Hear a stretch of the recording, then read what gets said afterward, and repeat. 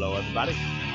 Welcome to the Detroit Cast featuring me, Mike, and that guy over there, Jay. Sort of featuring this guy to my left, Big Easus, Eric Fady. Sort of, kind of. Shalom. Hello, Jay. Hey, gentlemen. How are you, my friend? I'm well. A little bit later start than usual. Had to do a little cleaning around here. Yeah. You know, clean up. I don't know what it is, man. It's like it looks like a tree. Like someone came in here and shook the fucking stalk of a tree. Yeah, kind of a just, dried out tree. Yeah, very dried out. Very dry. The leaves were smaller than usual. Maybe it was one of those, what do they call those plants? Yes, very good. And you trim them. Oh, bonsai. Bonsai. Maybe it was a bonsai tree by the size of the leaves. Yeah, or maybe it was a bunch of weed. Oh, I don't maybe. know. I didn't think about that. Yeah. Come to think of it, that makes way more sense because McCarty was here last night with his guys, and hope it doesn't stinks too much in here. But boy, oh boy, you guys did a great job of leaving a dynamite mess all over the fucking floor and counter and table. It's nice.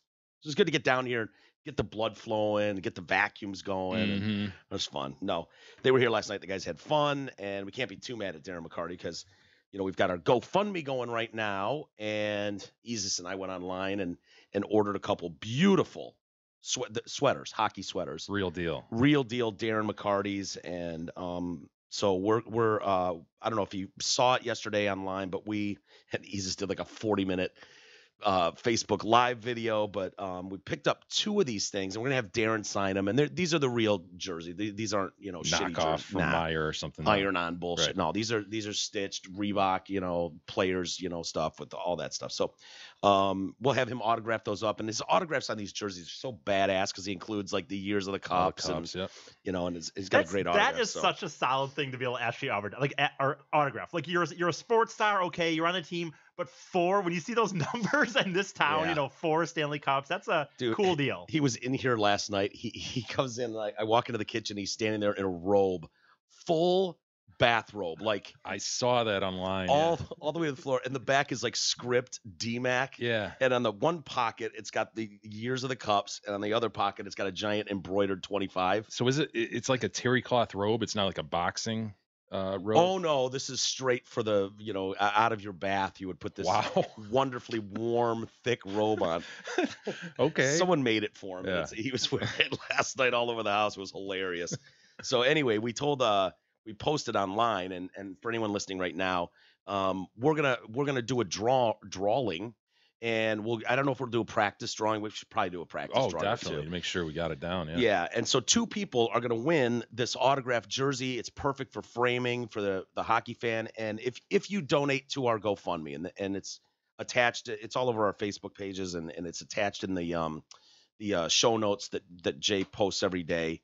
So it's easy to find. And we were discussing like, what if, you know, only people that donate $25 or more? And then it was like, you know what? Fuck that. Anybody that donates, including the people that have already donated, you know, put them in the hat. Why do the guys that can't afford much get screwed? No, you're in the drawing too. So, you know, anybody that's donated already, you're already in the raffle. And anybody that donates now, we're only going to do it for a couple more days. So if you donate, your name will be in the hat too. And it's, you know, what is there, 100 donators? So you got a 1 in 50 chance of getting a beautiful autographed McCarty jersey. So hopefully people will do that.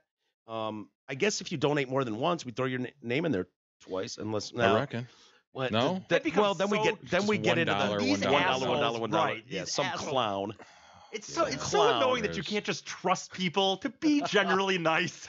Like I have people. That's what I had. The first question. So if I donate 5 times, it's like. It almost needs to be like, okay, if you want to donate 5 times, but then you better be donating $10 a time, dude. No, you better be donating $50 a time. Right, Don't be a dick face and do $5, $1 thing and do that 20 times. That doesn't count. So anyway. Also, to sweeten the pot, don't forget if we get to our 10K goal, we will bring Jerry out. Yep. To sit in with Isis during his fundraiser for South Oakland Shelter. Yeah. So Jerry will be out there for a period of time, probably a couple days in the nights. tent with Isis, Big Eagle cammed and all. So that happens if we get to 10,000. And they really are the odd couple that's fun to watch, the two of them. They really do get along. And Eric, I'm cold. Oh, Eric, please, can I snuggle up next to you? I'm freezing. It's so. Docking is the insertion of one man's glands into the foreskin of another. And who knows, you know? Yeah. And see where it goes. Every time I hear Jerry talk, I just hear Homer going, "Why do you talk that way?" You know, this is like, ooh, there's a nip in it. You can't just say I'm freezing. Yeah. Like most people, like, God damn it, I'm freezing. I think it's the most today. interesting person I've ever heard talk. That's why when I just like, Yeah. he could. When some people say there's people that could read the phone book, and I listen, Yeah. I would listen to him just. Roger John 821. And it's like John. Oh Well. my. and he lives on What a handsome devil he sounds like. he lives on Joe Layne. Interesting. I know a Joe. Okay, now next guy. And it's like I like to leave people wanting more. Wanting more. that's why I had such a fun time with him walking around San Francisco. He was What's just the like one about a everything he barbecue did. shop? Yeah. Well. You know, there are people who don't want to do other things. You know, if you want ice cream, you don't go to a barbecue shop. I wonder Good what we point. asked him there. If it was like, No, it was like it was about what was the lead-up question? No, it was like, are guys fucking at this thing or are they just jacking off? No. This is all about jacking off. Yeah. Oh yeah, that's Yeah. right. That's right. It's always the same and always different. There's always a bunch of naked guys having a wonderful time together. A wonderful time together. And when we talked to him, it was like, well, I would be honored to come back and see the quadrupeds Yeah. and Jay and Mike and Beth and Eric, sweet Eric. However, I've got 2 meetings, one on the don't fuck with his Jax meetings. Right. All right. Those are not will- to be fucked with. We will schedule this trip. We will make it happen. But there are 2 Mondays every month that I'm absolutely unavailable. And they're moving their site too, so that's a big deal Which- for them, which I think they're doing this month. So By he's the gotta be way, on top of that. even though it was We got to little send bit- E to check out the new facility The new because digs. all he told us was it's much smaller, which I mean, Ugh. you know, Ugh. Pack them in there. yeah, huh? really squeeze him in there. E, come Holy on, shit, E, dude. sardine in. Yeah, imagine please. what you were in, E, and if you had to go, hey, everybody take 3 steps toward each other. I don't. If that's the Watch your situation, feet, I might fellas. The floor's slippery today. I might have been touching a dick even if I didn't try. If that's the case. Yeah. Well, that's all I right. guess it is. God. Hey, So- Isis, did you have something you wanted to say about Twin Peaks before we get going here? At Twin Peaks, there is something from the made-from-scratch menu for every fan's appetite. The perfect sidekick to any meal is a featured rotating tap, boy. served at a frosty 29 degrees in a 22-ounce man-sized mug. Twin Peaks eats, drinks, scenic views. Thanks, Jay. Sorry, that's a side gig I got going on, so Yeah. I'm glad you let me throw that in there. I never thought I'd hear the day when Eric said frosty 22 Yeah. degrees. Like, it just- Man size. man size, frosty 22 degrees. If Jerry said that, no problem. Oh, this feels like a frosty 22 degrees, a real man-sized mug. Jerry absolutely could do voiceovers, dude. I think people would listen to everything he did. Just be like, oh, yes. Yeah, we could have him record a bunch of stuff when Yeah. he's here. So that'll be fun. I honestly, that will be very, very funny to see them outside. And But we got to get to It could 10K. be very funny, that is. yeah, I mean, it could be, unless you guys drop the fucking ball. So what are we at? $8,500 or something? yeah, basically. Up Just 10,000? 470. And I would like to get a little fucking space here because Tim was here last night, obviously with Darren and Perry and them, and we were going over like the studio for like an hour, like what we're gonna do because we really need to nail down like what equipment and this and that. And I'm like, okay, this is getting really close to 10 grand right now, which gives zero wiggle room for some other little things. So hopefully people come in and really try to get that McCarty jersey and we can take it up a little bit. And anyway, enough of that stuff. So lots of other things going on in the world. Our favorite nurse learning more about Nathaniel. He's the rapist. He is the lazy-eyed man accused of raping a vegetable at the Hacienda Healthcare Facility in Arizona. And you don't mean like a carrot or anything like that. You mean, I mean a human vegetable. Yes, I do. Vegetative state, you would say. Nathan Sutherland and his lawyer is coming out strong now going, look, there is no proof that he committed this act, okay? Yeah, you got all the DNA, blah, blah, blah, but that's all you got. Mm. Yeah. So we're learning. His DNA was planted in that child. Sure, yeah, right. Sutherland, a devout Christian, father of 4. 5. Yeah, I mean, what's the rule on that?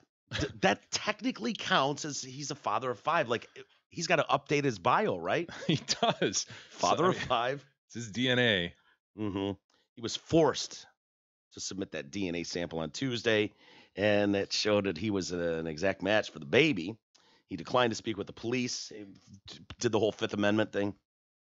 and his defense attorney, David Gregan, he's in a tough spot. I mean, he is a little bit. Give him a break here. You always say, Jay, that when you're a lawyer dealing with something, you are playing the chess. You're coming into a chess game halfway through it. Absolutely. So it always irks me when they're, oh man, I know the best lawyer. He always wins. This and that. No, you don't, dude. You play the game that you're presented with. The facts are already played out, established. Yeah, and you just do the best you can for your client.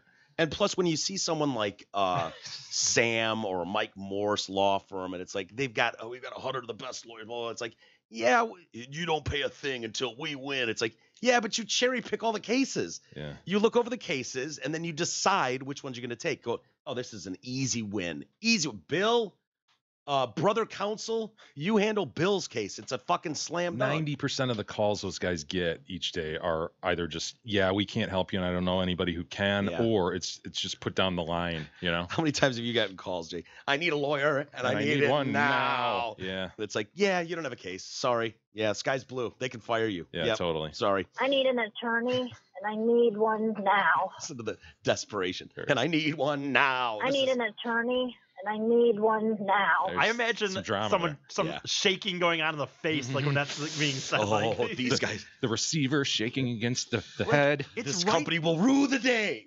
Rue the day. I need an attorney, and I need one now. Like, they don't know who my brother is. Oh, you, sir, have made a big mistake. It's right up there to me with the Red Bull. Like when she's trying to, I can't.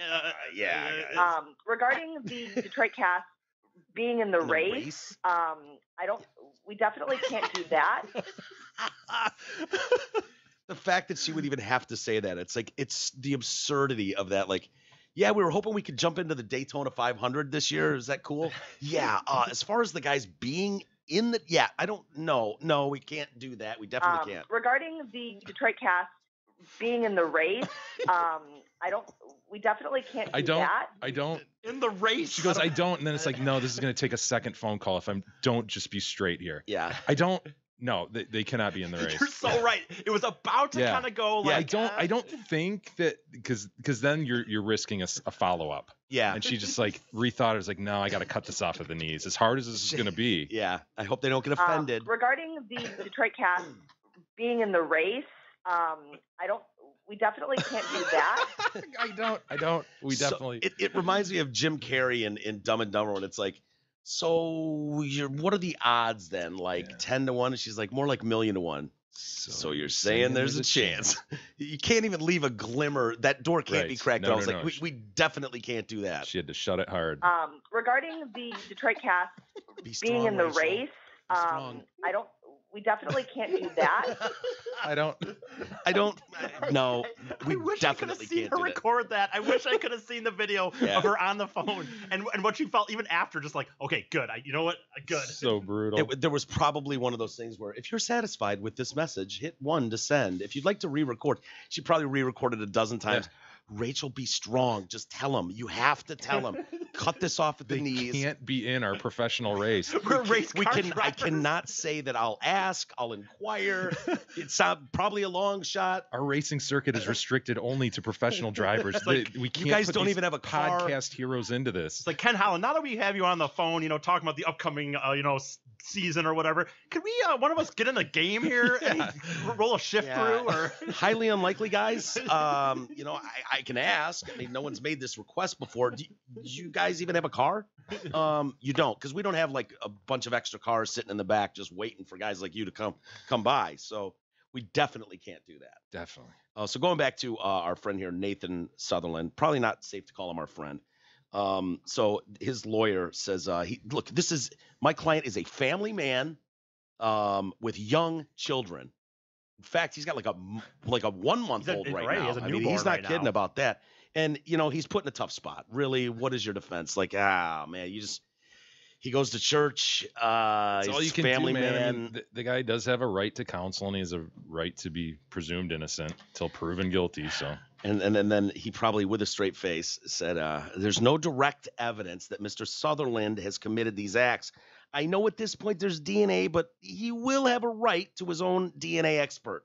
Okay? So we're going to pay someone a shitload of money. Well, Mike, maybe somebody to talk for a while and make it seem like there's potentially a loophole somewhere in here. Maybe somebody else did this act, then somehow got Nathan's DNA, and then shoved it in there. He was framed? I'm just saying it's possible. They believe, investigators, I don't know why, but pesky DNA, they believe he raped the patient sometime between February and April. Well, that's true. He definitely raped her sometime between February and April. What we don't know is he might have been raping her the previous 8 years. Yeah. All we know is for sure between February and April. Right? He didn't have that little bit of jizz in him today. Yeah, no, he didn't. He should have left it on the belly, the back, whatever, but the floor, his hand, just not in the vegetable. One job. He'd worked there for 8 years, and so I'm like, oh, great. He was probably banging mostly dead people for 8 years. He's 36. He was a Haitian orphan, devout Christian who regularly, and this is, you wonder when the nugget of fun is going to come in these stories, and you just hope and pray that, a weird name is going to land in the middle of a story. There's going to be that weird guy that looks like he belongs in a horror movie, works there. You get these little, fun facts. Devout Christian who regularly tours local churches to perform Christian rap in the group Sleepless Soldiers alongside his sister. Jesus, bing it. Oh, we have video. And so, yeah. Oh, man. What do you want first here? Okay, we can. So I've got one that's just a track I found, right? It's just music and it's really strong. And then another one where it's a video and it looks like this appears to be someone has decided, look, I need to be heard. I need to be on a microphone. I'm going to change the game. I'm going to interview people in a way that is undeniable. I'm going to start at public access. Take one of those free shows they give you with a microphone. I'm going to interview up and coming talent, and he does the interview, and they cut and splice between a one sentence song, and then how did you get started in the industry? And so which one do you want to start with? Do you want to hear them talking, or you want to hear a piece of the song first? Let's hear the talk real quick. Okay. You're welcome, people. All right, he's the guy on the right there, right? Yep, that's his sister. Well, yeah, quote unquote sister. Okay.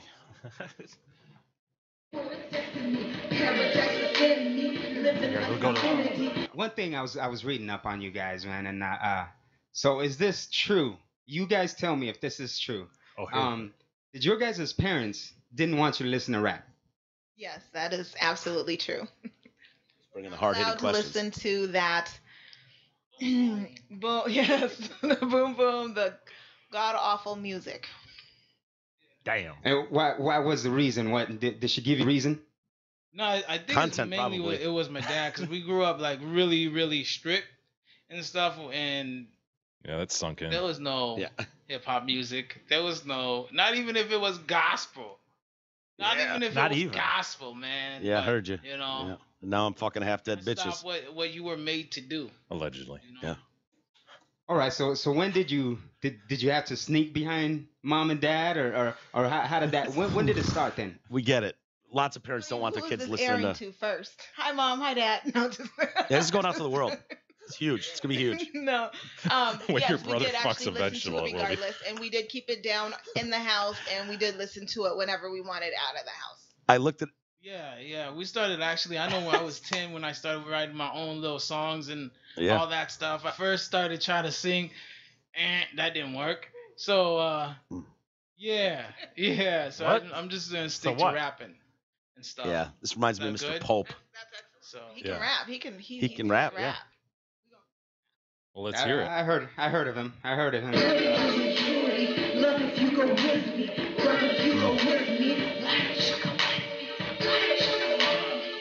This is all her. What's he doing? I know. He's the hype man? Yeah. That's right.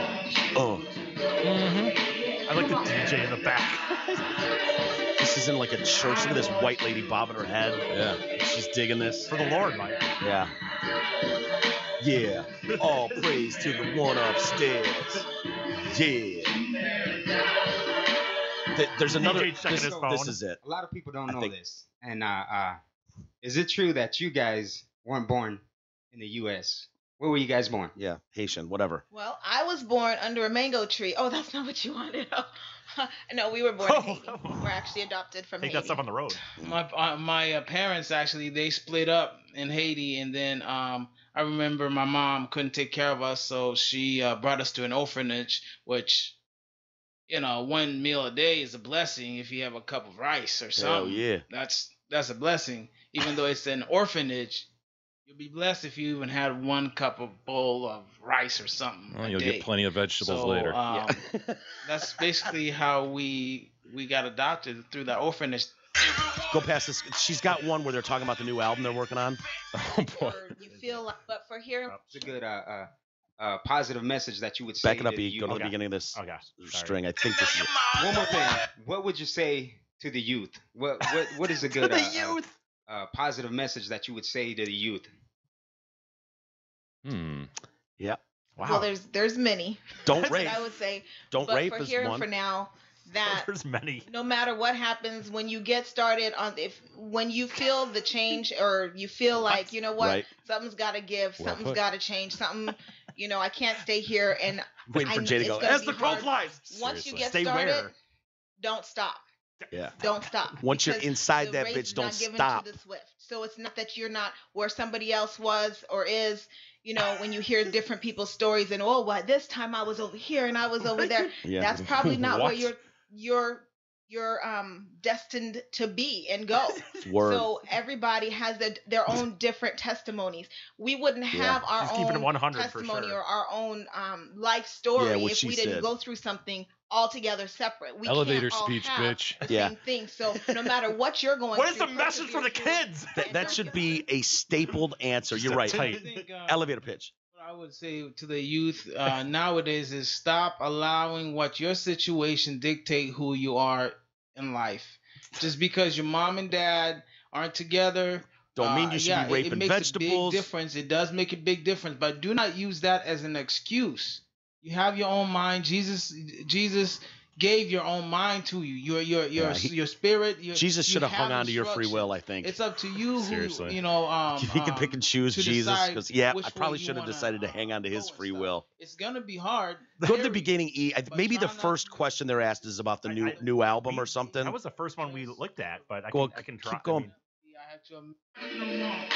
Because they're changing it up for this album. They're going straight gutter this time. Wow. Oh. The latest that we're working on as far as the album is just realness, the raw, no holding back. This next CD, it's just straight. They've been holding back before. God damn it, E! You talked right over the punchline. Like Back it up. Said. I think our first album was. She said, I think a straight gutter. Exactly like what she said. I think our first album straight was, gutter. More of a classic, but this next one, definitely, I have to admit, it's gonna reach people in the clubs and no, it so isn't. The album didn't reach or even. I don't know where he was going with that. Their last album was more of a classic. This one's gonna reach the clubs. All right. With Jesus and stuff, like it's gonna be in the club. No, he's going hardcore. Remember, they're going gutter for this album. They're going gutter. Oh. So I was looking at it, and when I first looked this morning, it was like 15 views. Oh shit. And no comments. Might have been 0 views on one of them. And now I'm noticing, like this one now, a couple hours later, 834 views. People are latching onto this. Quite a few comments. Right? Not much about the music per se. People are really, it's like, we got it. You guys are upset about him raping, half dead people in hospitals. Okay. The other video has them, E, and they're just really, they were coming strong about that. That's mostly what the comments were about. But so she does most of the singing here, and here, then Mike, comes real quick. in. I'm sorry, I forgot where you wanted this to be. I know you. That's fine, dude. It doesn't matter. Just hit play and. Hell yeah.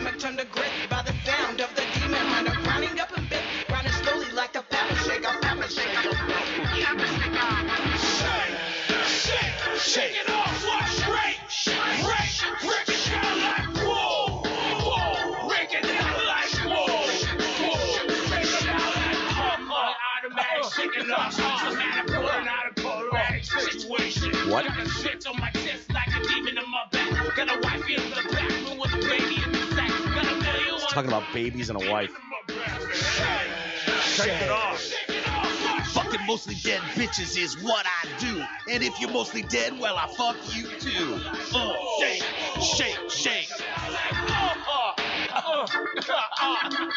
You want to see if this is on Spotify or something? Maybe we can download that album. I mean, that is Sleepless Soul Jazz. Hell yeah. SLS. No, Sleepless Soldiers. Oh, sorry. Sleepless Soul Jazz. Soldiers. Got it. Mike Hatt. Yeah, my bad. Sleepless Soul Jazz. I'm sorry, Nathan. Jazz. Sleepless Soul Jazz. I could have swore that had two Z's. It kind of. Are you having trouble sleeping? Do you have sleepless nights? Pull that back up. Is there two Z's in that? There's not. Shut up. It's time for some Sleepless Soul Jazz. Yeah, get ready. Sleepless Soul. But I mean, who wants to take Ambien or other drugs to get you to sleep when you could just listen to the sweet, soft sounds of Sleepless Soul Jazz? Yeah, there's one Z. Go to the other video, either the first one we watched, and you can scroll the comments really quick, and we can just see. I'm hoping that people have dropped some positive comments about the music. Some positive comments about the music. Can't stop what you were made to do, huh? How ironic. How ironic. 72 comments. They literally had 0 earlier. He didn't choose the Christian thug life. It chose him. Rapist. Not a very amazing story, brother. Busted. Well, our story is really amazing. Not an amazing story. I guess he was spreading the seed of the Lord. Oh, God. Former LPN rapist who impregnated and incapacitated young woman at Hacienda Healthcare in Phoenix. Hope you rot in hell. Straight trifling. Straight trifling. No such thing as rap gospel or rock gospel. It's straight gutter. LOL doesn't sound like something a Christian would say. Church isn't a club. Lazy eye cream pie. Look at this one. I love it. No, this will not be hitting the clubs anytime soon. And did you just say classic? Well, at least Sleepless Soul Jazz. Yes. Wake up each night with some Sleepless Soul Jazz. See what happens when you don't listen to rap as a kid? Many use the I am a Christian card to deceive people. 2 Timothy. 2 Timothy. 2 Corinthians. Yeah. Death penalty. Yo, is that dude in the durag? I don't know what that means. D-rag? He's a vegetarian. In the durag? Yeah. So anyway, I love this whenever they have these stories. A former neighbor of the nurse has described him as a quiet family man. Yeah, I mean I almost never saw him on the front lawn raping unconscious women. Almost never. He just seemed like a quiet church man. This is Essela Burr. Sutherland was her neighbor for more than 5 years. She says she saw the couple leave for church every Sunday. And that's all I needed to see. You know, once I saw him leave for church, it was like, that's a great man. Phoenix Police Sergeant Tommy Thompson said the baby, I'm told, is doing good. We can't always choose how we come into this life, but we can choose as a community how we will love this child, and that's what we need to do. Dr. Than Guyan has been revealed as the victim's primary care doctor. He's been suspended without pay till an investigation is carried out. And there's second guy, another physician. He's believed to be Dr. Phil Gear, and he's a veteran pediatrician. He's previously he was written up one other time. There's a death of an infant that they kind of laid at his feet, and he was involved in an instance of negligence in relation to his care of a patient. It was back in 2001, Jay, and I didn't know this was really a thing. Maybe, you know, I haven't had kids, you know, maybe you can answer, but he was reproached by the Arizona Medical Board for failing to perform a rectal exam on a toddler who later died. And his actions constituted negligence, resulting in the child's death. Wow. So what I gleaned from that is, had he fingered this young child's butthole, the kid would have lived? Is that what they're saying, basically? Maybe a test of some sort, Mike, that would have indicated some problem. He failed to perform a rectal exam on a toddler who later died of heart failure. What? He later died of what? Not being fingered in his butt as a toddler? That's kind of what it just had a finger up his butt. Oh, you want to know why the kid died? This dude would refuse to finger his butthole. He was up for a rectal exam. Dr. Gear refused, and the kid died. Sounds counterintuitive to me. I know. I wouldn't want to finger the kid's asshole either, but you know, I had no idea what harsh penalties could come with that decision. Hey, everybody, does your money work as hard as you do? You will spend upwards of 45 years working to support your lifestyle, provide for your family, and set aside money for retirement. Do you know if you'll be able to retire on your terms? How could you know if you don't have a plan? Let Mark Leibovitz at LPL Financial help to make sure your money is working as hard as you are. Call Mark today, 248-626-2000. Ask for Mark. Securities and advisory services offered through LPL Financial, a registered investment advisor. Member FINRA SIPC. I think, Jay, if I was part of the assembled team, PR team, friends and loved ones of Nathan Phillips, I think it's time to tell him, like, you know, why don't we pull it back a notch and just kind of go back onto the reservation a bit. The indigenous person. Yeah, I don't think he's doing himself any favors by just talking to anyone who will talk to him, you know. Sounding crazy and wacky, isn't he? Yeah, he is. And just it's so funny because everything he's accusing everyone else of doing is like exactly what, in my opinion, he did. So, you know, and I can't believe that he's getting so much press, like verbally attacking a 16-year-old boy, and nobody's going, dude, who's the girl? You're 63 years old. What are you doing? Kid apologizes. You won't accept it. The kid, you know, I don't even know what you want an apology for. What is he supposed to do? And so he sits down with the Today Show this morning. It's like, dude. He's getting equal time on this matter. This dumb matter. Like, step back for a second. What are we even talking about? I know. What are we even talking about? We're talking about these people coming together at the Lincoln Memorial for a moment and a dumb video. You know, and this thing is national news for days and days and days. Perspective, everyone. Who cares? This is what stung Scott Peterson so bad. If your story hits during a slow news cycle, this is what can happen. It blows up because this story is pointless and stupid. It's not like a brawl broke out or there's video of kids saying, you know, you fucking Indian pieces of shit. Blah. That doesn't exist. They were doing the Seminole chant, which I think was disrespectful, and nobody's saying that. Oh, you mean they were behaving like fucking I'm just saying they weren't these noble, great young men. They were fucking chanting, and they were trying to put them down while doing so. That's a fact. Yeah. And I will stand with you on that one. However, that surprises me none. I would expect stupid teenagers to behave like that, especially boys. Not justifying it, but that's not a shock. Kids do dumb shit. Adults peppering them with shit for an hour and a half is unbelievable to me. This is just like Isis and I had an off-air conversation prior to the show today. Both of us are just like aghast at how this shit is just rolling now. These dumb stories and it really, I say it all the time, but it really is true. Like, people have to just have perspective and find meaning in something other than politics. This is real. It didn't used to be like this. It doesn't have to be like this. Go on with your life. Don't get so drilled down in this shit, everybody, you know? Yeah. Like, don't spend more than a half hour on this shit. Yeah. Okay, what's the story? Yeah, got it. Okay. I see that. I see how that's playing from both ends. And then fucking go about your life and be happy and positive. This is just, oh my God, what are we doing, man? I think it's bigger than that, though. I think there's more to it than that, because the more these things get out and the more we normalize people that you see, we saw it. You can go, okay, but it's chicken or the egg. It's because people are paying attention to it. Why? This is a non-story, you know? This is this dumb little pseudo conflict that happened. And like you said, it's not remarkable in any way other than the fact that fucking media decided it is. Yeah. And threw it out there, and then social media takes it and runs with it. And I think it's funny, though, to me, and it's like, this Vietnam vet, you haven't vetted shit. You haven't vetted the story at all. You haven't vetted the vet. Exactly. You're running with this narrative, and then it's like, oh, he was enlisted as a reservist during the Vietnam years. He never fucking went to Korea ever, or in Vietnam. Never stepped foot in Vietnam. In fact, he mostly did refrigerator repairs as a Marine.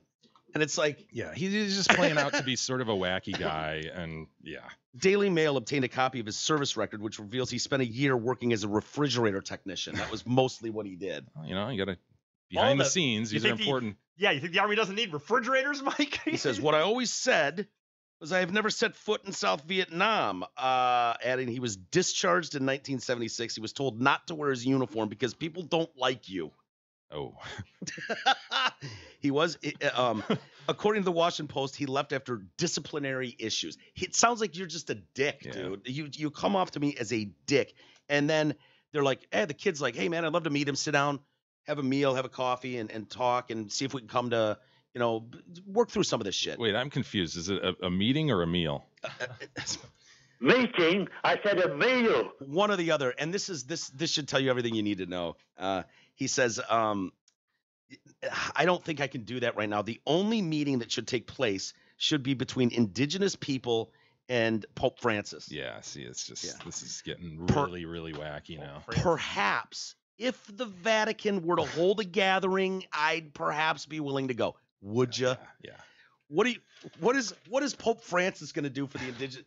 Get this fucking dipshit with his drum standing up there with the Pope. Dope ass ride, that dope ass Pope mobile. Oh, I don't know, man. Pope. What does the Pope have to do? I hope the Pope invites him and we all get to I actually watch do these. too. That would be great. That would be worth watching. You see another senseless murder scene yesterday in Florida at a bank? No, I didn't see this. Kid walked in, 21 years old. Nice job, kid. Way to take your life and just done. Wash it away. Yeah, walks in and murders everyone in the bank. How did I miss this? I don't know. Because you know what? Honestly, because an Indian guy banged a drum in front of a 16-year-old. Oh, no, it was from a MAGA hat. Who was wearing a MAGA hat and Christian and against abortion. You can't find the story about the mass murder in the bank unless you go like way deep dive. Yeah, how telling is that? When you talk about perspective, there are 19 stories on every paper about Nathan Phillips and the Sandman. Yeah. And we all have to dig deep. They're showing videos. Like this dude walked out of the studio, giant Dumbo-eared Indian guy, and some guy in a MAGA hat walks up to him, extends a hand and shakes it. He's talking. He's just like, I just want to say I respect you. Thank you for your service. I would like to sit down if you're willing and have a meal and discuss. And he's like, I would like that. Thank you. Meeting or a meal? Meeting? I said a meal. He shows up with his pen and paper ready for the meeting, and the guy goes, meeting? Meeting? I said a meal. So a lot of people need to have meals, apparently. It's about breaking bread and extending olive branches. That's how you solve things, Mike. Breaking bread. Dude, it's about everybody fucking just living their life and not getting so drowned in politics all the time. Well, it's hilarious. Put that in perspective with the fact that a kid, 21 years old, walked into a bank in Florida and mowed everyone down. And I almost didn't even do the story. It was like, here it is, below the fold. All right, got it. Did he mow down gay people? Did he scream anything like fuck, Trump or? The headline does say 5 women, because women are of extra import at this point in our culture. He murdered 5 women? 5 women. 5 people. All women were gunned down. Did he say what color they were? Is this one of those dudes who's, what do you call him when you can't get laid and you get pissed? Eric Fady. Yeah, that's really what's the term, right? What's the term? Some dude got caught the other day who was going to go on some rampage, and that was his explanation. I'm a virgin. I can't get laid. I'm going to kill as many women as I can. Yeah, take it out on them, which is why I've come up with the perfect solution for that problem. We need to have counselors in schools recognizing the at-risk kids who cannot get laid because they're too douchey, and start passing out BJs and HJs, and we will end all of this stuff. That was a terrible wording of it. The douchey people are the ones getting laid, Mike. It's the losers, and the dorks that aren't getting laid. But it's like, dude, do you not understand that your frustration and lashing out is not helping your cause to get laid? Yeah, it's not fuckstrated. It's I've never heard of it. Really? Before. God, dude, bingity. I'm trying to. So yeah, this kid, Zephen. This didn't help. Zephen Xaver. Yeah, see, you're behind the 8 ball right there. Zephen. Is that Zephen? I think so. Yeah. And then Zephen. Xaver. Dude, that is remarkable to have a Z, an X, a V. Yes, I know. I was just going to say that. A Z, an X, and a V. Wow. Zephen Xaver. Like, dude, that's setting you up for failure. That's hard to get laid and get beyond that name and get laid. So he ends up calling 911, saying, yep, I'm in SunTrust Bank branch here in Sebring, Florida, killing everyone inside. After a standoff with officers, he eventually surrendered to SWAT members and was placed under arrest. They have not determined a motive. Authorities say he was a correctional officer trainee hired in November, but he resigned January 9th without explanation. A friend described the 21-year-old as very normal. Sure. He's definitely a normal person. I would have never in a million years thought anything like this would have ever happened. That's what Sharon Spillane said. Another woman says, I'm friends with his parents. We've had barbecues together. My 9-year-old goes down with me. We've cooked together, watched movies. Very normal family. Okay. And then a witness on the scene said at first SWAT hooked some cables up to the bank door. And they said he tried to rip the doors off and just the handles popped off. Yeah, that's awesome. Man. It's not like the movies. No, it's not. And so they were like, fuck it. Just put it in first and roll through the goddamn door, which is what they did. They said police slammed the suspect pretty good before escorting him outside. And then his ex-girlfriend, he did have an ex-girlfriend. Yeah. Took to Facebook. She's in Indiana and wrote, if anyone has seen the news about my ex killing 5 people, please do not ask me to talk to you about it. I am devastated. I've been crying so much. Mm-hmm. Yeah. So if anyone knows her. Incel. Involuntarily celibate. Shit. Involuntarily celibate. I've never heard that term. That's cool. I like the other one. Fuckstrated. Fuckstrated. Fuckstrated is even better, man. Even better. God, I hadn't heard that, but yeah, you're right. Wow. We didn't get to the story yesterday, but Alec Baldwin, you see him coming out of court, pled guilty. Remember the row he got into over the parking spot? That he didn't get into, he claimed, but now he's pleading guilty, huh? Mm-hmm. So if you remember, if you go back a few months, Baldwin, this outrageous claim that was levied against him that he would punch a man over a parking spot. Please. Come on. Honestly, I would not comment on something as egregiously misstated as today's story. However, the assertion I punched anyone over a parking spot is false. I wanted to go on the record stating as much. I realize it has become sport to tag people with as many negative charges and defaming allegations as possible for the purpose of clickbait entertainment. Fortunately, no matter how reverberating the echoes, it doesn't make the statements true. Unfortunately, when he's like, this is so out of character, that kind of thing, it's like, well, got quite a long history of altercations on the streets of New York. In 95, he punched a cameraman who filmed him and Kim Basinger walking home from the hospital with their newborn daughter, Ireland. He was arrested for being belligerent with a police officer who ticketed him for riding his bicycle the wrong way on a one-way street. Ireland, of course, turned into that disgusting little pig. You selfish little pig. You need to get your ass straightened out. You have humiliated me for the last time. Gonna fly in that flight all the way from LA to New York. I'm gonna be there. 2013, he was suspended for 2 weeks by MSNBC for an incident in which he called a New York Post photographer a cock-sucking faggot. Well, yeah, tolerant. Couldn't fly today. So he pled guilty to second-degree harassment following this scuffle. He appeared in the criminal court yesterday for a hearing. Charges that he punched a man over the spot in front of his Greenwich Village home. The 60-year-old man. He agreed to take an anger management class, which he must finish by March, and pay a $120 fine. The anger management program will only be 1 day because, he doesn't have much of a criminal record. And what are you going to learn in 1 day of anger management? They're going to walk in and go, hey, we got a new student here, Mr. Baldwin. Welcome. Basically, it's the same for everybody. Don't be a dick. Yeah. Basically, let's try our best each day to remind ourselves not to be assholes to other people. Generally nice to everyone. And then he's going to sign autographs for an hour. Right, yeah. Exactly. You could take some pictures and autographs. We got another 5 hours here, but we're basically done. It's really just don't be an asshole. He needs to chill out and listen to some Sleepless Soul Jazz. Sleepless Soul Jazz. Every night before you go to bed, Alec. The prosecutor offered him a lesser charge because of the lack of a record and all that.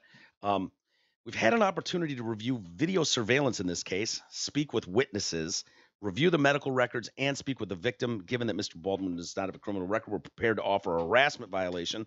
Judge Herbert Moses asked Baldwin if he was pleading guilty because you are, in fact, guilty. Yeah. The actor previously claimed I never punched Wojciechowski over the parking spot. He's an asshole. He stole my spot. I did push him. Now, there was that old pesky video surveillance. It's egregious. He still had to, huh? The judge had to sit there and say, by pleading guilty, you're saying you did this. Yep. That's awesome. You're not just trying to make this go away quick, are you? That's awesome. No, I did it. I was the dick licker that punched that guy. You're gonna love these stories coming up, Jay. I gotta be honest with you. Hey, before you get to that, though, the North American International Auto Show is here, and the party animals at Zotford are celebrating with insane rebates and massive auto show bonus cash. Lease a new 19 Ford Fusion Hybrid. Yes, a hybrid, as low as $82 a month with zero cash due.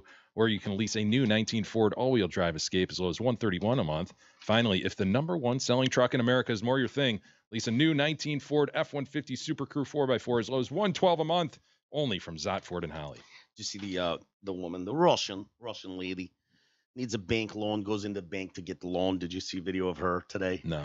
Yeah, she tried. She's young, in her 20s. She tries to convince the bank manager to approve a loan. You know, her name is Yulia. My name is Yulia Kuzmina. She's in her mid-20s, goes to the bank to secure this loan for a new car. You know, we've all been there, right? She fills out the necessary forms, but her application was denied. Is there anything she can do? The bank's analysis determined that she was, a rather unreliable borrower. And so she pleads with the loan manager, please, I get on hands and knees. What can I do? I need the loan. Oh, boy. And so finally she decides, desperate times call for desperate measures. Got to whip out the titties, right? Titties. Yeah, so she starts taking her clothes off in front of him. She stands up, takes her short dress off, and then it's like, okay, we got to go big. Time to show titties. So we have the video here. There's no sound, but Please, I need loan for a car. Please. What can I do? I'm looking as hot as possible. All right, fine. Boy. Oh my God! Okay. Can you imagine being the bank loan officer? That should be kind of awesome. Okay, and he's like, he does the little shake. I've seen titties before, ma'am. Do you want more? Okay, I'll show you more of titties. Gonna need to stroke the penis to completion for this. What do you think of pixelated? Those? Really? Yeah. I'm sorry. This is a video that he's like, okay, what's the play here? What do you do? Pause it, before we see what he does. What do you think the move is? If you're him, I think is? He's doing it right now. He's getting her to turn around for the camera, right? See, I would bring her around to the other side of the desk, put her under the desk, and then just sit there for a while with my pants down and see what happens. See how bad she wanted the loan. Maybe you go. That's my move. Throw a towel over the camera. Maybe that's where he's headed. Yeah, he eventually gets up, walks over to the customer, hands her a coat, and then shows her out of the bank. I said, "Good day, ma'am." Madam. Throws her out of the fucking bank. After the video goes viral, she confirmed the incident to the press. I am in the difficult position. Those who judge me do not know what they would do in my shoes. That's what she said. If you were a whore, you'd do the same thing. Interestingly, they said instead of commending the bank manager for the self-control displayed under extreme circumstances, many of the comments on the video are like, homo, gay, boring. Of course they're just beating his ass for not like, dude, free titties were launched in your face. What a fucking fag. You didn't take advantage? What's the matter with you? What's up with the homo at the bank? Those are some sweet titties. They'll go, wow, what a responsible man. Right. And people are like, well, he knows the camera's there. Yeah. Don't care. Fucking fag. No, only a fag turns down titties. Maybe he's headed, to throw a towel over. Maybe that's the move. I don't know. Yeah. Speaking of titties, Jay, some of our favorite stories of the last few years involve the heroes, the brave women that are out there breastfeeding their children and trying to prove, look, get over it. This is normal and healthy. I will not be shamed. I cannot be stopped. Brave women setting up a straw man argument. Nobody cares. Nobody cares. It's the best statement you've ever said about this topic. Where it's like, it is, man. Straw man as fuck. I've never heard anybody complain about you being breastfeeding your kid. No one cares. I don't care what anyone says. I'm feeding her right here. No one said anything. No one cares. It just so happens that I've got heaving bosom. It's all natural. There's nothing sexy about this. Stop it. But when you're breastfeeding a 7-year-old, is that what you're getting at? Well, I've got that story as well. There are two stories that involve titties. And this is a very troubling story for me because basically what we take offense to is the fact that this is about you. It's look at me trying to be heroic. But the fact is I love looking at titties. So it's like, yes, I want to see your titties. I think it's fraudulent the way you're painting this picture. And so I'm torn. Like, I want them to keep posting pictures of their titties. Yeah, but you don't want to see a kid attached to them. I mean, that's just flat out weird, man. I can block that out, dude. I can blur that out. Weird. I can. So she's lost some Instagram followers, this one lady, after sharing a pic of her titty feeding her 8-week-old daughter, and is vowed now. So people went, yeah, I don't need to see that. I'm not following you anymore. So she has vowed it's her duty now to post a picture nursing once a week in order to normalize this practice. Yes. This needs to be normalized. Okay. Amy Layne. It's been happening since there's been kids. How is it not normalized? Everyone. Well, she Amy Layne. She's a holistic nutritionist. Boy, that sounds like a blast. And a lifestyle coach. It's good. We need more of those from Vancouver, Canada. She got started by sharing a picture of her feeding her newborn. It's by the name Ever. And her What's 2-year-old her last name? Ever. I'm just Layne. Ever Layne. Oh. And then her 2-year-old daughter, who goes by the name True. True Layne. Ever and True. True and Ever. So I'm gonna name my kid I want to have a kid and just go, yeah, this is my son. Name it. Did you think you would ever have a kid? No, I didn't ever think I would. That's why I'm gonna name it Ever. God. True. Yeah. Do you love your kid? True or false? True. True, and that's awful. She finds it very disturbing that she lives in a time where women feel they have to nourish their children in the shadows, and that she will try. No, we don't. Who feels that? Who feels that? I want the people I want the girls to tell me that they feel that. If there are listeners of ours that feel like, shame on you, women, get in the shadows. You go to a dark room and do that, okay? No one needs to see that. So she says she's going to try and use her voice, and her platform for the better good, following the backlash of abuse that she's gotten. The mother of two quickly lost followers and was hit with a barrage of abusive comments. Initially, I was just trying to share an image of my truth, the truth of my life. Now it's transformed into something where I feel I have to use my voice. I feel it's extremely important to let people know that nursing your child is not a disgusting act. It is beautiful and powerful. I want to be a person who isn't told by others what to do or how to be, especially when what I am doing is not hurting anyone. It is nourishing and growing humans. Who are you told? Who's telling you can't do this? So she says, I'm kicking Look at these two kids. Straight from the tap. Yeah. Those udders. I'm kicking this off with the highly offensive photo of me breastfeeding 2 children at once, one being over 2 years old. By the way, we're all vegan. Of course you are. By the way. Did her kids decide they didn't like meat yet? Because meat's pretty awesome. Yeah, it is. Wait till they didn't try have a a hot choice. dog. Right. Yeah, no shit, right? Get some. It's like, what is it saying? How do you know someone's a vegan? Oh, give them 5 seconds. They'll tell you. Yeah. Despite Amy starting the trend due to myriad negative comments, many have shared their joy at seeing the post. What fucking loser is going, oh my God, I'm feeling the love. Thank you for sharing these posts. I love how you feeding your toddler something that will set her up for success and give her nutrients. The nutrients she needs offends people? No, it doesn't. I've received criticism after sharing before and after pictures of my weight loss. I have been accused of having plastic surgery. One woman said I had neck elongation surgery.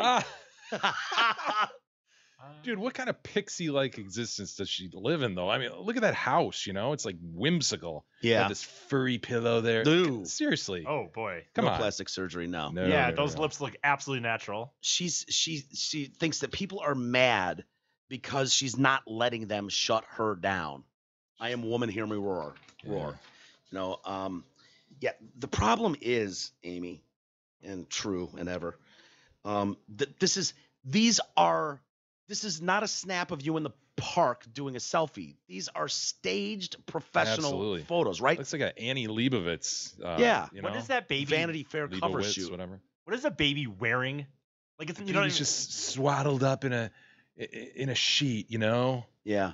That's just how I had her swaddled this morning. Yeah. The other kid's wearing like a concert t-shirt from a show she went to a few years ago. Yeah, she went and saw the new Dr. Dre tour about 8-10 years ago, and she's wearing that shirt from that. All very, very staged. Dude, I am of the opinion, and maybe I'm wrong, of when a kid can go, yo, ma, titties, I need some milk. Yes. They're done with mom's titties. It's weird, man. Look at that. Every black and white staged photos, heaving bosom with 2 giant kids on them. Mm-hmm. And then this one. God, it's weird that that's what those are for. It really is strange, isn't it? Yeah. You want to hear one of her posts too? Yeah. Because look, man, there's a lot of hatred in the world. There's a lot of mean people in the world, and it's fun sometimes to sit down and realize there are good people in the world that are just trying to do their part. So she posts. Every time I tried to sit and think about my goals and desires for the year to come, 2 sayings came to mind. Be here now, and you can never go home. Be here now, but you can never go. Okay. Both are powerful guiding lights for me that I want to understand deeper this year. You can never go home. Yeah, she lost her keys. I don't know, dude. I don't know. I was hoping what was it again? Say it one more time. Two sayings come to mind. She's okay. She's she's pontificating about the new year. 2019 is upon us. Right. And it's two things that are just stuck with her. It's be here now. Okay, so that was one. Be here now. And okay, I get that. Yeah. Right. Be in the moment. But not just being here now is what's important. As long as it's not home, because you can never go home. These are quotes. You can never go home. Be here now. You can never go home. Both are powerful guiding lights. How is you can never go home a powerful guiding light? So for me, I want to understand these deeper this year. I don't want to write an endless list of to-dos this year. I'm going to try something new. This year, I want to live more. I want to love deeper. Be with family. Know peace. Express joy. Live in freedom. Celebrate often. Breathe deep. Check in with gratitude daily. Meditate daily. I want to be reverent to the moment. I want to be here now. 2019, I am ready for a new way. Show me, guide me a more gentle, loving way. That is a mountain of frivolous horse shit you just said. That's not even a good Hallmark card. That is horse shit. That is a horseshit statement. Does anyone disagree with me? I am not as far down the spectrum as you are. I think there's value in mindfulness, Mike. I'm not gonna sit here and jump on these tropes and be like, namaste. Namaste, sensei. No, namaste. But I mean, people who want to think deeper or be mindful or be more conscious. She wants to love deeper. I know it sounds very cliche when it's put in an Instagram post. Yes. I get it. But for people who have goals in terms of like bettering their mental health and how they view the world, I really don't have a problem with that like you do. I don't. Well, you get really like. I think the thing is, you know what it is, dude. I know what you're it's not the message. It's not the message. It's what you're saying. It's a very cliche thing, right? This could be ripped off any fluffy fucking postcard, meme anywhere. I doubt she even wrote it. Maybe she did. It doesn't matter. It's the point of like, you want to do that? Great. Breathe deeper. Love deeper. Whatever. I don't give a shit. Meditate. It's the need to go, hey, everybody, I've got an announcement to make. Here's what I'm going to be doing this year. I'm not going to do a to-do list. I'm going to do this. And it's all this fluffy horse shit that you've seen in 1,000 memes. And it's like, okay, got it. You want to show off titty feeding your kids in glamour shots. And now you're going to preach to us about how you're going to breathe deep. Concentrate on love. Love deeper. Ugh. It's so ironic. It's like Mike's so mad at this lady for thinking positive, and it's a funny clash we have going here. No, her and her positivity, and not you going, God damn you! I hate her. I want her to drop. When in fact you could just like not click on that and just leave her alone. I'm reading the story and I hate her. I hate her, and then I go, oh, you named your kid Ever and True. Fuck, I hate you even more. Oh, you're into holistic medicine, and you got to drop in there that you're a fucking vegan. Fuck, I want you dead. And then I get to the end and it's like. Fluff piece meant to have people go heart, love, wow, go girl, true dat, agree. The vegan thing is the worst thing she did in that by far. By the way, no, because saying that the vegan thing. It's the worst thing she did in that by far. Like, and that whole thing to me, where that to me is one thing, because you have two kids and you're like, and we're vegans, dude. Veganism is an extreme eating choice, and to say that you have two kids that are going to be vegans their whole life. And the science is not out conclusively. Oh, it's definitely not.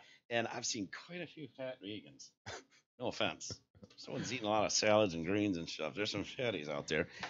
Whatever, it's fine. Do you? But yeah. So there's another one who was called Sick. She can't understand. Dude, if you're breastfeeding a 7-year-old and you think for a second people aren't going to call you a fucking nut job, you're out of your mind. Right. Sorry, Lisa, mother of 5. Oh, I already hate her. Mother of 5, Lisa Bridger, says she hasn't worn a high neck top or dress for 7 years because she's been titty feeding. She's looking forward to the day when she gets her body back.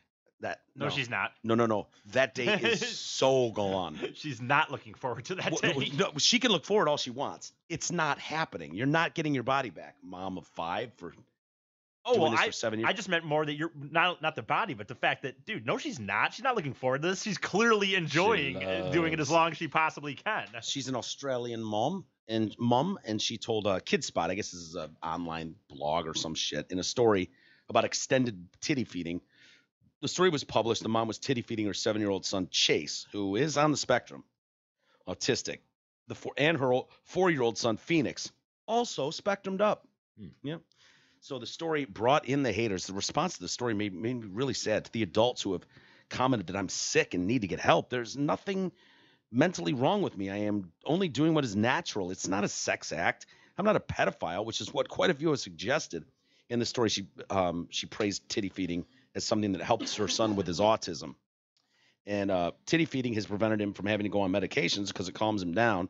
She also answered critics who said her son will be teased by other kids. Oh, that's a fact. They will. He will be damaged by extended titty feeding. My son is very independent, self-assured, not damaged. Okay, you can say that now, sure. His friends and peers don't tease him as they've been educated to the fact that what he's doing is okay.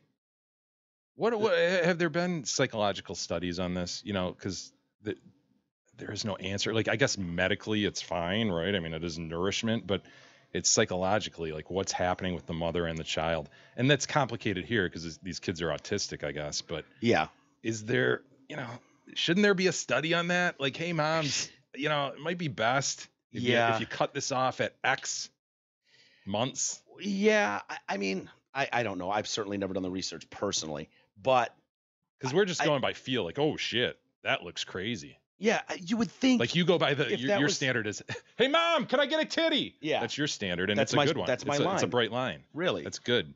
Kid comes running in the door, and the other kids are going, "Wow, you want some Sunny D, Sunny D, purple stuff?" No, titties, post haste. I'm starving. I mean, I don't know what this does feel like a mental thing though. And by the way, that right there is looking forward to getting the body back.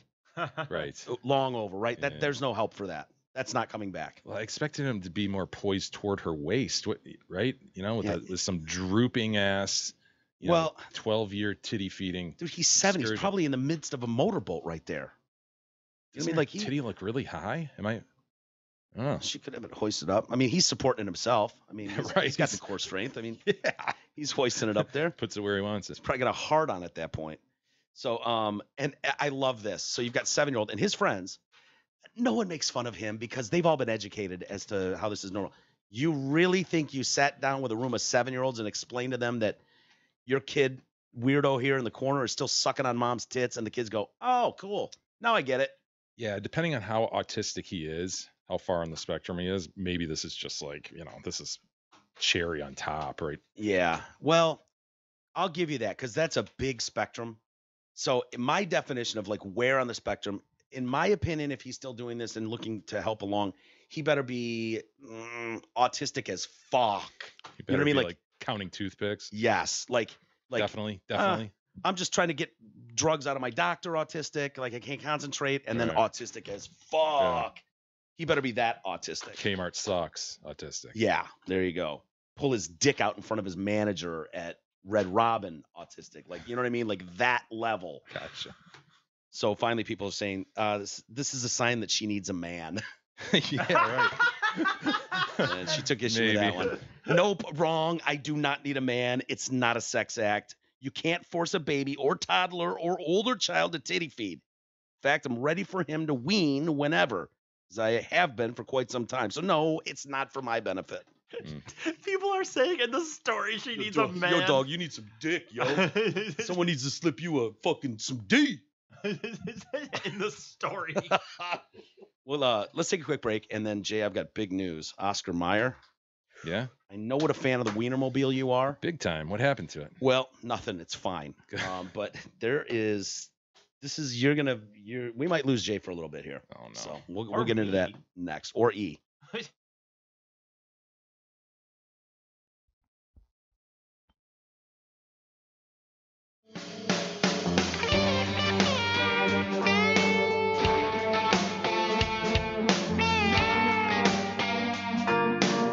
The Detroit Cast continues after this short break.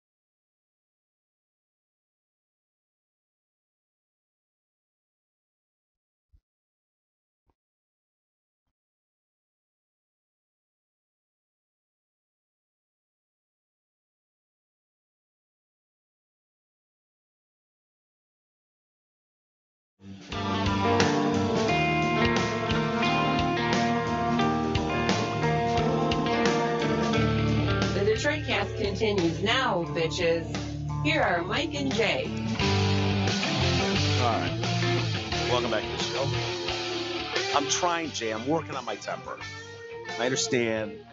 I get a little worked up. And how are you working on it? Well, I'm at least aware. I know. This is my therapy, though. I need to just like.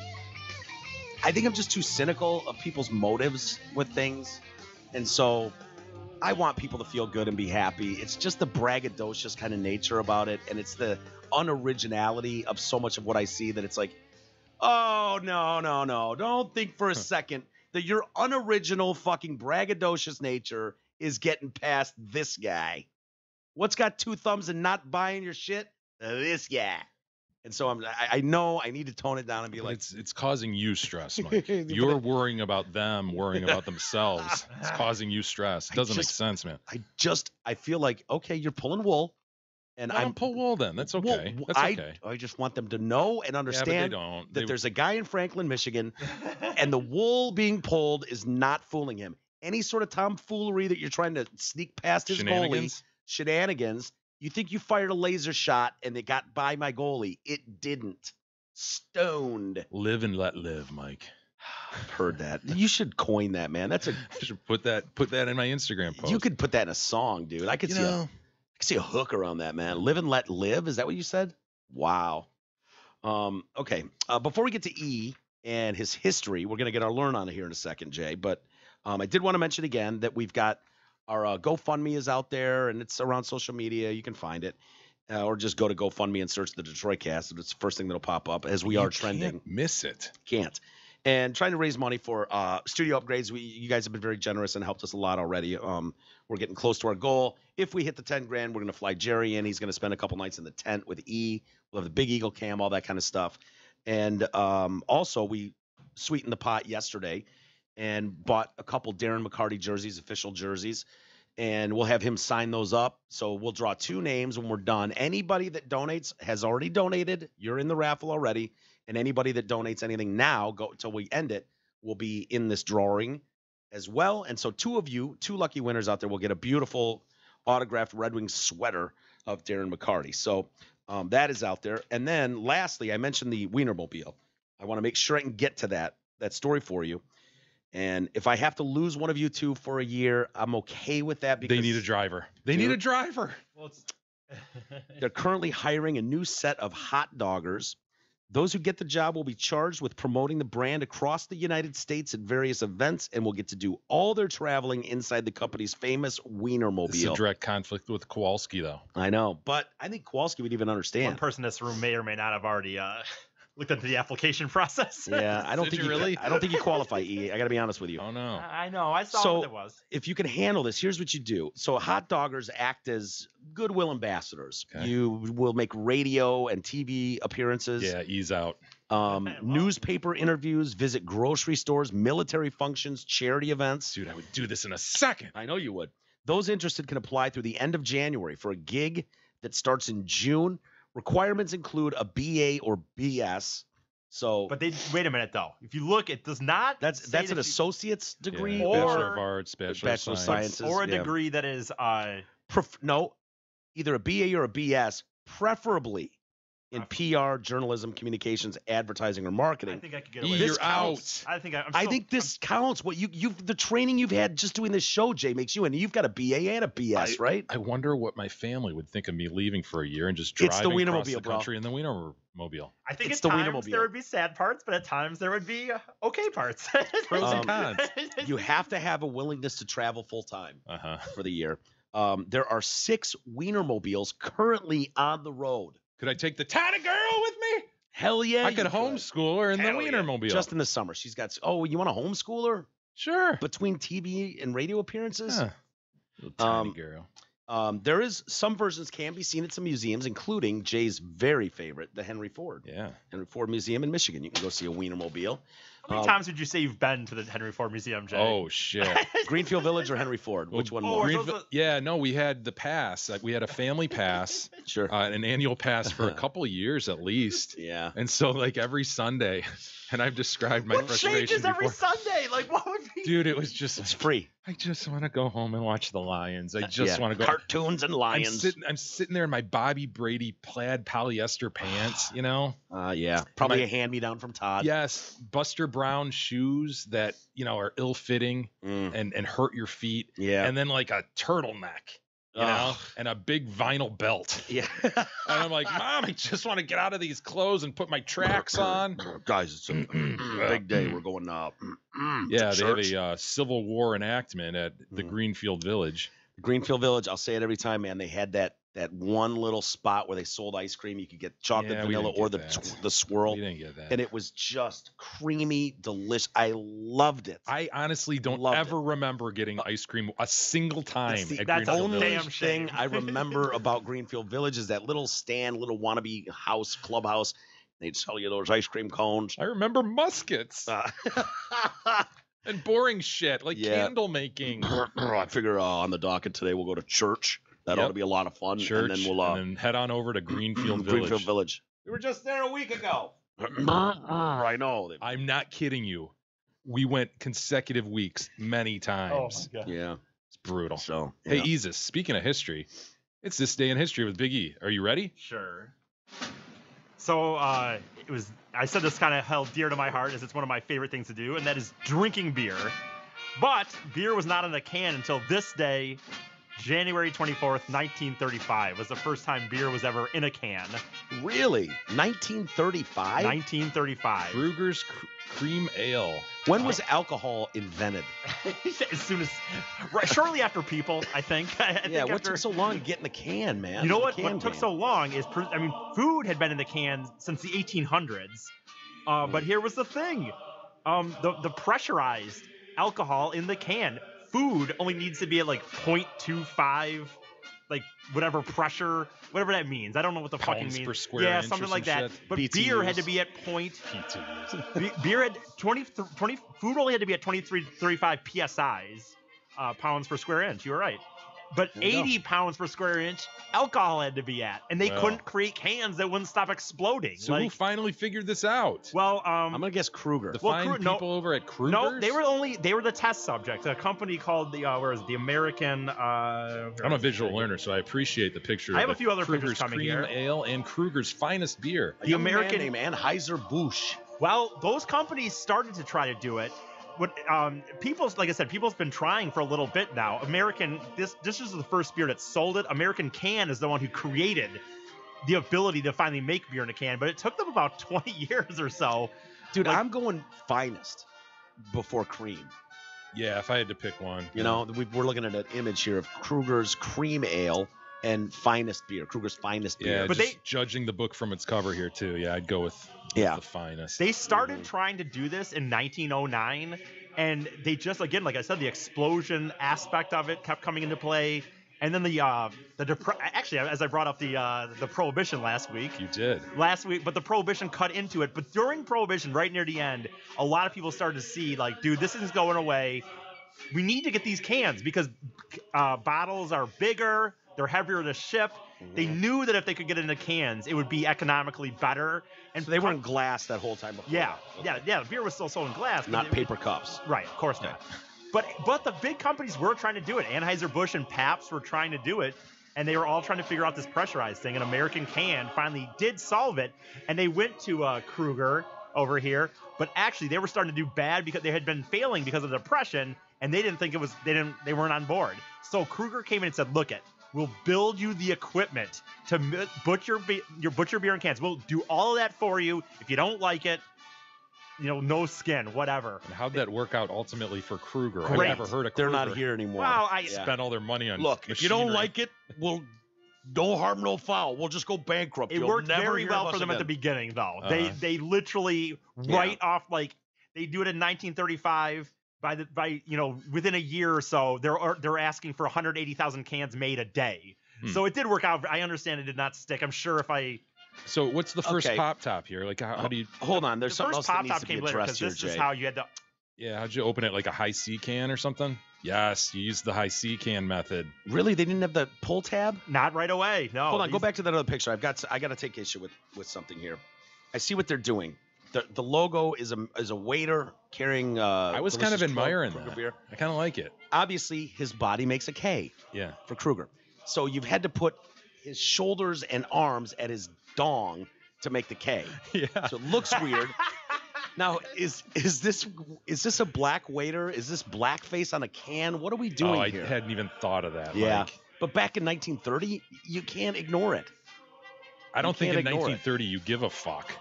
No, I know, but I'm just wondering if that's. Yeah, I don't know if they were going for that specific. I just thought it was just a figure. I didn't think about race. Yeah, honestly. I know. But well, good that's call. your privilege. That's your privilege, Jay. That's the definition of white privilege. You don't think about race because you don't have to. Okay. Right. So, I think this is extremely offensive. I'm becoming more and more concerned about the placement of the arm now that you say that. Yeah, right? So, yeah, it's troubling. I mean, if you took it away, it could be his dong. It could be his dong. Yeah. It's kind of dope, though. I will say there's something cool about it. They if it wasn't threaded so a racist. dong through his sleeve. His dong is actually holding that platter. It is. It's a healthy dong. All right, Eve, as you were. I'm sorry. No, you're all right. Yeah, so now you're high C topping the top. And right? here's the thing. What is the high C? People didn't know how to. You know, this one. Yeah, Oh, when you'd have to into pop. it. Yeah. So I do like that. People did not know how to open cans of beer because they had not had or soda. Soda hadn't been in cans yet either, so it had only been in bottles. Because the canned food, you did crank around the edge. Right. Yeah. So then each freaking case they sold had to come with this little instructional guide. Multi-function portable tool, and they gave you a little tool. Like if you bought a 6-pack, Dude, this would come with a tool. It's wallet-sized, so you can keep it with you in case you forget. In case you forget how to open a can of beer. So it says, 1, canned up. Okay, you want the can standing up. Yeah. Open the tin cans. The hook on the surface of the same mouth edge. 2, the side knife. But cutting ropes after wash can also be cut fruit. What? Yeah. This is like when the Japanese send toys here and they've got instructions in English on the box. Lost in translation. Yeah. A screw up, able to erase the commonly used types of screws. 4, ruler. The CM metric scale, minimum scale in millimeters. 5, butter up, suitable for beer. The opening of beverages such as a cap. 6, outside the hexagonal wrench, suitable. That's the end of a sentence. Outside the hexagonal wrench, period, suitable for erasing 4 different types of a screw and not tethered. Man, somebody overthought this, you know? Someone way overthought this. I mean, it ends with number 10, positioning a wrench. Function is smaller than the 6 mother of 2 different types of a 6 Eris's wrench. Missing an H, rank. Oof. Number 11, round hole can be hung on key rings. It's an 11-step process. Yes. To open the beer because people didn't know how to open a can of beer. And then they end it with this very, very important message. To inform, the card is belong to the sharp steel hard objects. Please, carefully carry or use. That was well put. Yeah, that's well put. It's good as shit. The crow flies, sir. Boy, oh boy, someone really needed to just give that a once-over before we inserted it, you know, and eliminate some unneeded words. But the little opener and that message came with everybody for like a little bit there, just so everyone knew how to open it. And as I said earlier, I imagine there must have been thousands and thousands of men and women who didn't become alcoholics because they read that card a dozen times and went, fuck it, it's not worth it. I don't know what the fuck this says. This is an average. And they just never drank.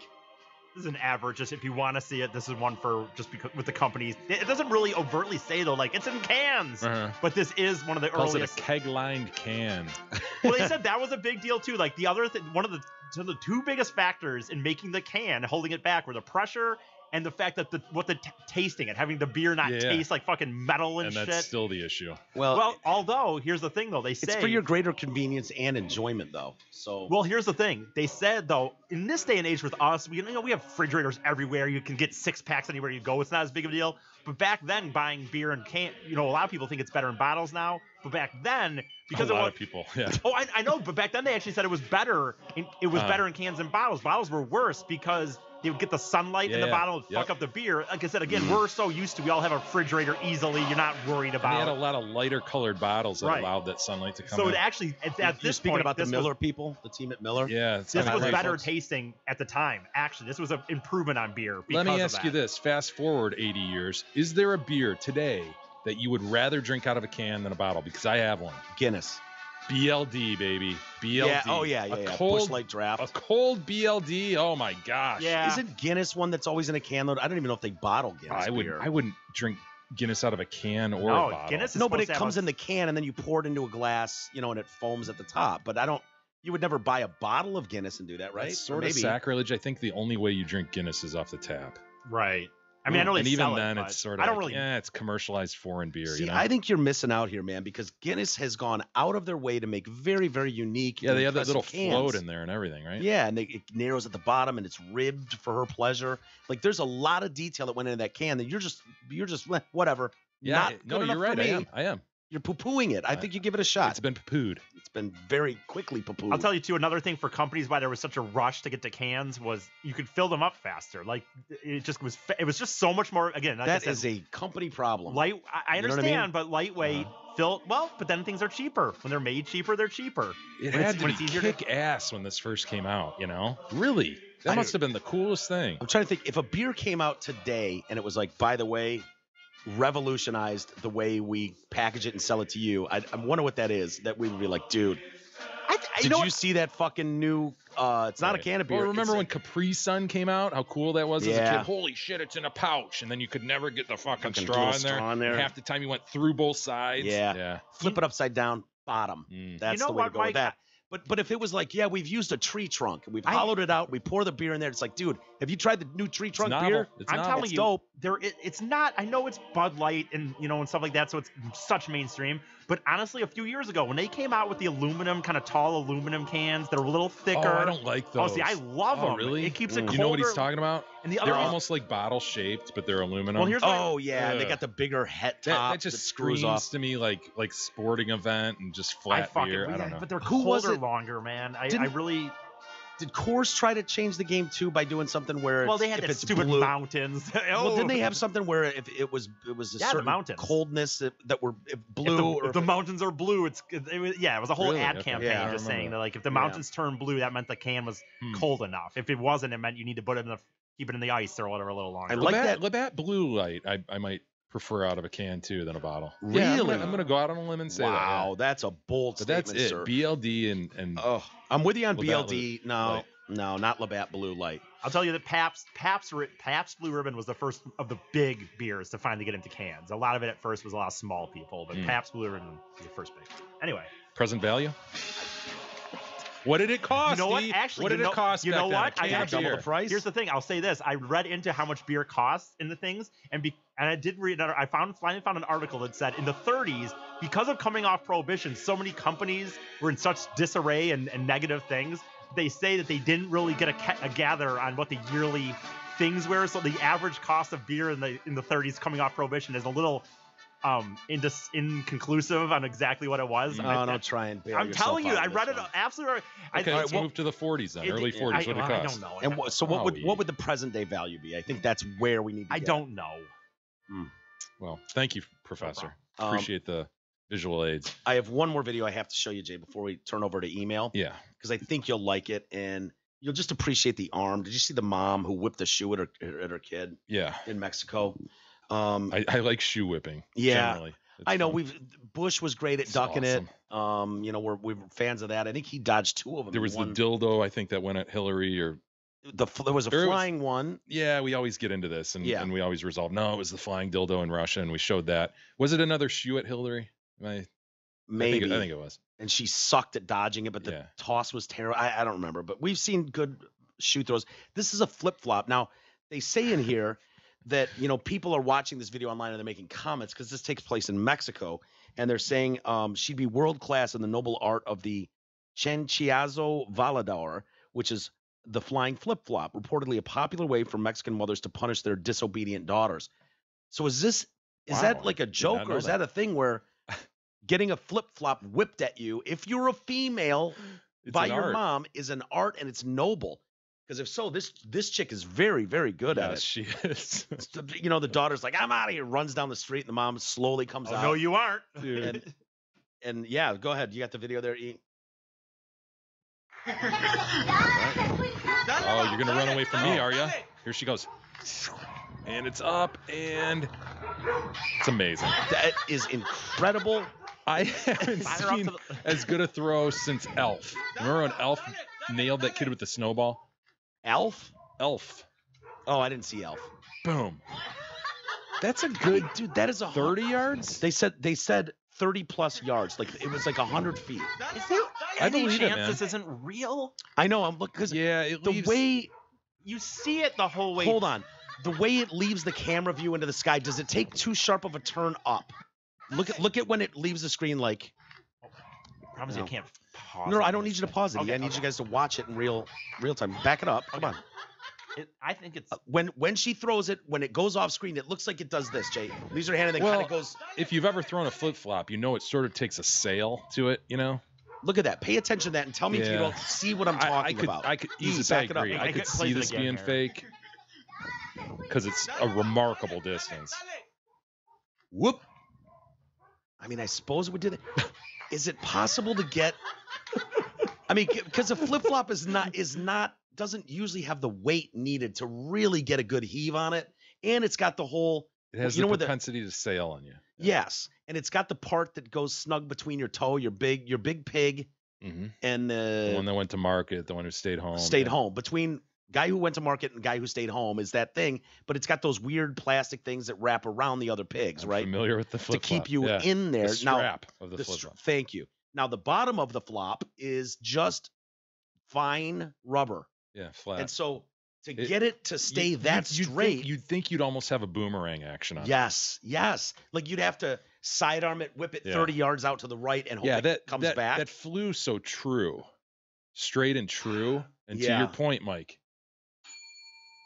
you would think a flip flop would dodge and sail to the side. I'm not even going to pretend that we're expert in the art of Cinciazo Volador at all. And maybe this is something you can master. It's a noble sport.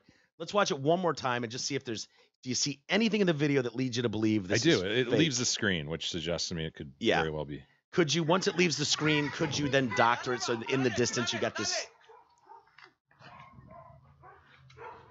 Gosh darn Hold it, on. though. Back one more time. Yeah. This thing is going right.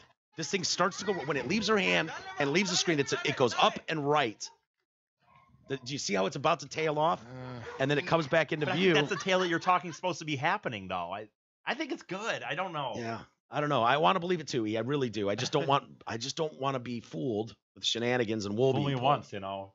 Shame on me. There's an old saying in Texas, believe in Tennessee, definitely in Texas. Fool me once, won't get fooled again. Well put, Mr. President. G-dub. Are you done, E? Oh, yeah. Very good. Hey, if you want to write into the show, send us your thoughts. I saw the Kruger's picture up there. I was like, wait. Did he have something else he wanted to show us? You actually did a story after he finished. No, I know, but that was up there, and it's on the screen for people to view. I'm like, oh, did we miss something here? No, I was just pulling it off because I hadn't yet. You want to write into the show, send us your thoughts to email@detroitcast.com. You can also email us a post or anything else to P.O. Box 250-268, Franklin, Michigan, 48025. Jay chimes in concerning Mike keeps referencing the lady at Qdoba when talking about social media bullshit stories. Mentioned that yesterday. That poor lady at Qdoba who took shit because she wanted the black kids to pay. You know? Oh, what did I do now? Well, you've just simply mixed up Qdoba and Chipotle. And that matters, Mike, because it does. Yeah. One of them serves poop. Well, why didn't you guys correct the record? I don't remember which one it is either. Yeah. That's my problem. Is I can't go to either one because I know one of them served poop. Well, I know one of them was involved in this social media outcry. Are we sure that they don't both serve poop from time to time? I'm not sure. I am not sure. I like Qdoba way better than Chipotle. I'm not a fan of Chipotle, really. I can't even in my mind's eye distinguish between the two. They're pretty easy. One's like a blue saying, one has a blue logo, and one has a more Mexican looking logo. Plus, one serves poop for sure, and one might. Yeah. So it's hard to. What are you drinking, by the way? Oh, kombucha. This is a fermented tea. It was a weird look on his face. I was like, what? What happened? Is my dick hanging out? Master Brew Kombucha. You guys have never had this, huh? Pineapple peach. Yeah, it's an organic. It's energizing. It gets probiotic. Ginseng. Is there ginseng in it? So what is it for? No, your brother-in-law is not in this. It's a drink, dude. But it's fermented tea. Okay. Yeah. Okay. Just curious. Probiotic. Back to your, he saw a bird fly by. I know. Blue bird, yeah. Well, I'm shocked you, man. You always point out his lovely sweaters and his hats. And in the beginning of the show, not in the last 40 seconds when we're wrapping up. My point is that you didn't notice this. I did notice it. I wasn't going to make a stink. I know Mike likes the Q over Chipotle, but the lady worked at Chipotle. Can we now remember that? Sure. It was Chipotle. But now I don't know which one served poop. We can bing that later and figure out. We can drill down. If smart money is on both, occasionally serving some poop. Yeah. Which one is up here that we used to get burritos from? Okay, that's Qdoba. All right. We'll keep that in mind. Like those burritos. Also, Patricia Heaton. Sure, she may be best known for the mom on Everybody Loves Raymond. Please do not discount her work as the mom on The Middle. Did you guys watch The Middle? Yeah. She played a darker mom and more closely represented what an everyday mom is. Would you agree with that, Isa? Yeah. Who's in the middle? Is that like the kid from the little kid? It's done, but it was a good show. Is that Frankie? What's his name? I was thinking Frankie Muniz. Yeah, is Frankie Muniz in the middle? I don't think so. You're thinking Malcolm in the Middle? Yes, that's what Malcolm in the middle. Malcolm in the Middle. Yeah, Malcolm. He was in the middle. Well, was he in the middle or not? No. Okay. That'd be weird if he was in Malcolm in the Middle and then just the middle. That'd be That's very coincidental. around here, but Luke writes in episode number 1206. Holy fuck, says Luke. Listening to E's massive revelation that he possibly wrote a run-on sentence on a Facebook post the other day. He says, I knew it was a run-on sentence. No fucking fuck, Isis. Here's a hint. You never end a fucking sentence, and therefore your entire life is one gigantic run-on sentence. Well, I mean, it's like when, I don't know, like whatever or something. Yeah. Bye, BU now. I actually BUI for said now. basically that it was a run-on sentence and I didn't know how to fix it. That's actually what I said. Yeah, he doesn't. He admitted to us that he doesn't really know why and where a period goes. Yeah. No, a period. I kind of said I know. I think I said commas are where I don't really know. Oh shit! But periods, you admitted, like sometimes you're just going to place a dot. No, that's not what I said. I said that I admit that I don't know when sentences. Look at dude, this is all bad. Right. I'm not saying anything positive. I'm not ragging on you. I want to help you. I would know what the problem is before I can step in and help. I would never just place a period because I think that one needs to be somewhere. Well, some people do. We saw the football player. I understand. Bye for now, BUI. Eat a bag of dry stalks. Haven't heard that one in a while. Yep. Covered in Ocasio-Cortez ringworm. Ooh, Luke. I don't know what that is, but it sounds bad. It does sound bad. AOC. You don't know who AOC is? Racist. I have to know everybody. Ringworm? What is Alexandra Ocasio-Cortez? No. She's a 28-year-old. Oh shit! Duh. The future.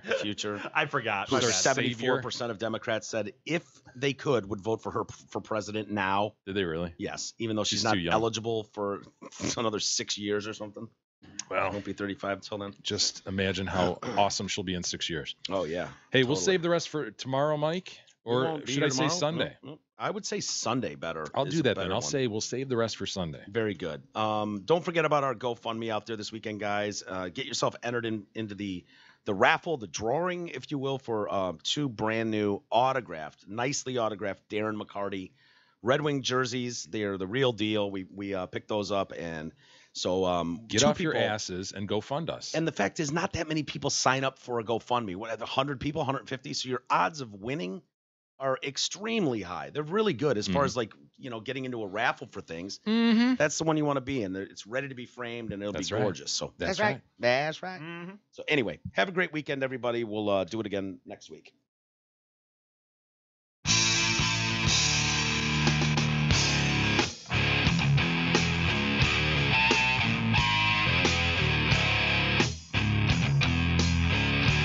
You've been listening to the Detroit Cast with your hosts, Mike and Jay. From all of us at Radio for One Studios, thank you for listening. And as always, thank you, Detroit. Listen to